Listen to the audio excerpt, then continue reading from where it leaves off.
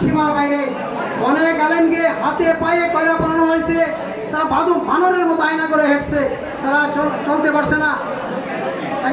একজন আলেমের উক্তি আমি শুনেছি, সে বলতেছে আমার হাত পায়ে কয়লা বানাই দিয়েছে, শিকল পড়ায় রাখছে, আমার চুলগুলি মাথার চুলগুলো নাভি পর্যন্ত এসে পড়ছে, উকুনগুলি হাঁটতেছে, আমি যে একটা উকুন ধরবো এই শক্তি আমার নাই, আমার মুজগুলি থুত নিয়ে নিচে পড়ে গেছে, দাড়িগুলিও বুকে নিচে পড়ে গেছে।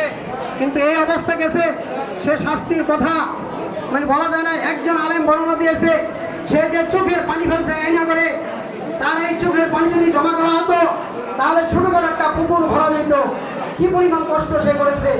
আয়নাগরের শত শত আলেমকে কষ্ট দেওয়া হয়েছে। আয়নাগর আমরা এই সরকার আমলে এই কিছুদিন আগে শুনতে পেরেছি, এর আগে আয়নাগর নামে আমরা কোনো ইতিহাসে কোনো কিছু পাই নাই। এটা অত্যাচারের নির্যাতিত একটা সর্বোচ্চ শাস্তির যে জায়গা, সেটা আয়নাগর তৈরি করছে এই সরকার। এ পর্যন্ত আয়নাগরের আর কোনো কথা আমরা শুনি নাই। এই আয়নাগরে যেভাবে নির্যাতন করা আছে, যেরকম গোলাম আজমের একজন ছেলে, কি জানি নাম, আজমি, আব্দুল্লাহ আজমি নাকি, সে 10 বছর উপরে কারাগারে রয়েছে, ও আয়নাগরে রয়েছে।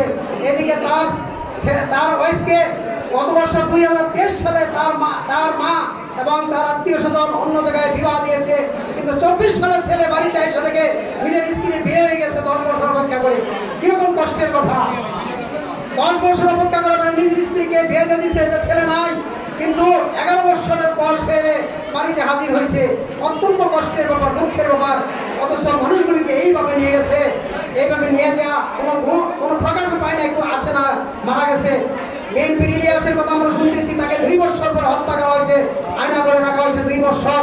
বিএনপির ইলিয়াস সাংগঠনিক সম্পাদক ছিল, তাকে কক্সবাজার নিয়ে সমুদ্র সৈকতের এই পাশে তাকে পলিথিন মাথা মুড়িয়ে তাকে ছুরি দিয়ে পেটটা কেটে সাগরে ভেসিয়ে দেওয়া হয়েছে। বিএনপির ইলিয়াস সবকে এইভাবে হত্যা করা হয়েছে। এরকম আরো অনেক ওলামা একরামকে হত্যা করা হয়েছে।